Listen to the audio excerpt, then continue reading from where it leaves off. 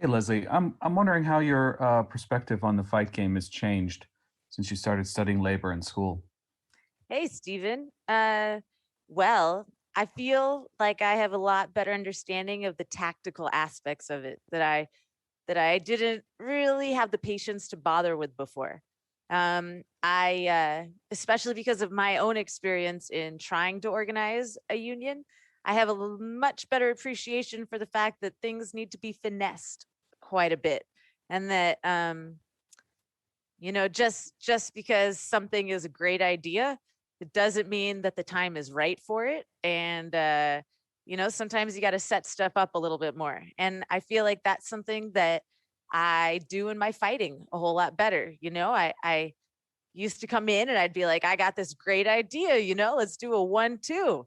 And I would just do the 1-2, but sometimes that was just power running into power. And just like the labor stuff, the union stuff, like, yeah, it is always a great idea for the workers to come together and to utilize their collective power. But sometimes you got to finesse stuff. There's some politics in there. There's some people who don't want to stand with these people. And then there's some other people who aren't even going to trust standing with everybody else. So the opportunities have to be created. And that's something that has definitely made me a better fighter, is understanding that I need to create opportunities, not just throw it all out there. Does that apply to this fight in terms of a little bit more finesse as opposed to meeting power for power against Cyborg? Absolutely. 100%.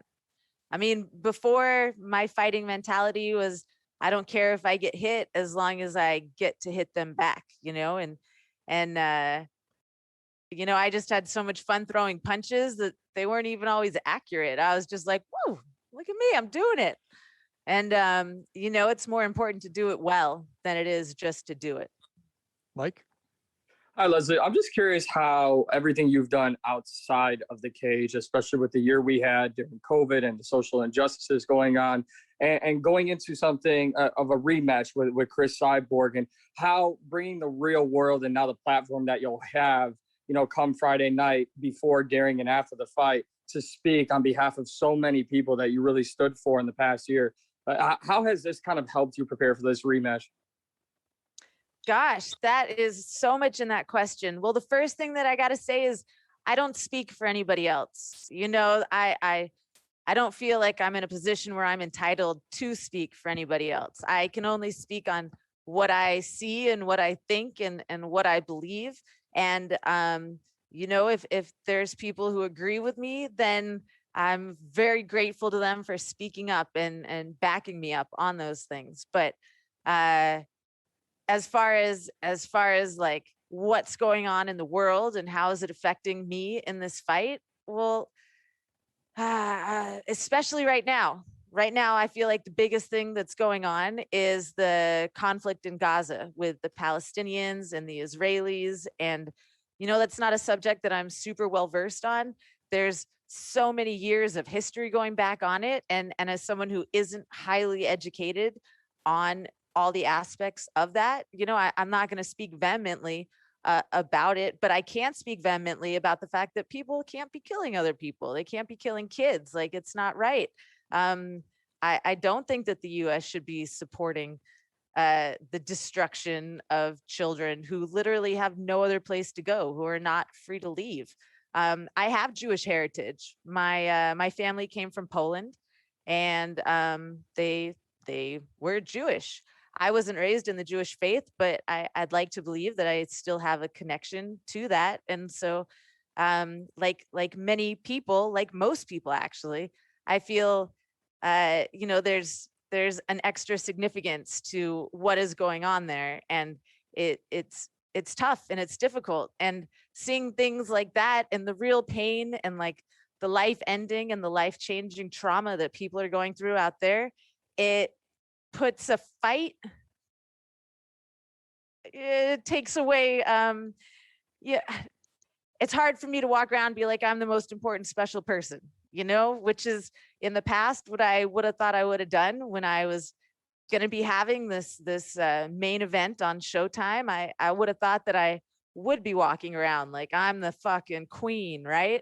But there's more important things going on. So I'm excited for this opportunity to do my best and to do what I want to do and to fight and to bring home this belt and to bring home the win. But I know that there's other people out there who are going through a lot more important things than getting in a cage and fighting for a belt. Gabriel?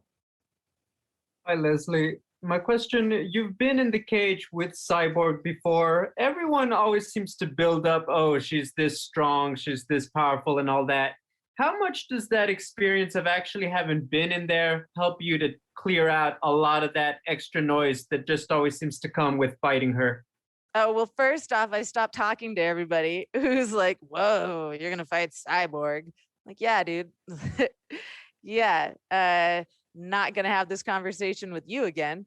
Fighting is all about like your mind and what you bring in. Yeah, being strong and being physically prepared is super important, but I've done all the physical preparation and I've done all the mental preparation, and experience is definitely the very best teacher. And so I know what I did last time that didn't work, and I know what I need to do this time in order to make it work. Steven? So I have a follow-up, Leslie. We heard just recently that Dana White has blocked the fight between GSP and Oscar De La Hoya in the Triller promotion. So I want to ask you a hypothetical here. Let's say the antitrust case had been resolved in the favor of the fighters and MMA was added to the Ali Act. How do you think that would change the outcome of the situation that George finds himself in right now? Well, the antitrust is still going on. I just want to say that for anyone who doesn't know. So it's not like it wasn't decided in favor of the fighters. It's ongoing. It'd probably be ongoing for quite a few more years. But if the Ali Act to MMA had already been passed, GSP wouldn't be in contract with the UFC anymore. One of the things about the Ali Act is that it prevents these long-term contracts. And that is exactly what Dana White is utilizing in order to prevent GSP from having this fight. But you know what would have made an even bigger difference in all that is if GSP had stuck with his union organizing effort that he started in 2017. I believe that they had the very best setup of leaders that everyone would have followed, and that if they had had conviction and stuck with it, that something would have happened. But as we know, they abandoned that effort, and GSP got a contract to fight in the UFC for a title fight after several years off immediately after making that effort. That would have made the biggest difference if they hadn't done that. Our next question comes from the line of Head Kick Audio. Hi, this is Steve from Head Kick Audio. How you doing? I'm awesome. How are you? Fantastic. So Cyborg is some of the mystique and the aura around, her long winning streak kind of got settled a little bit with Amanda Nunes taking her out, and then Spencer, not going away.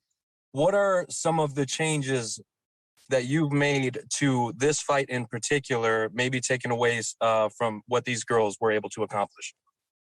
What these women were able to accomplish? I'm sorry.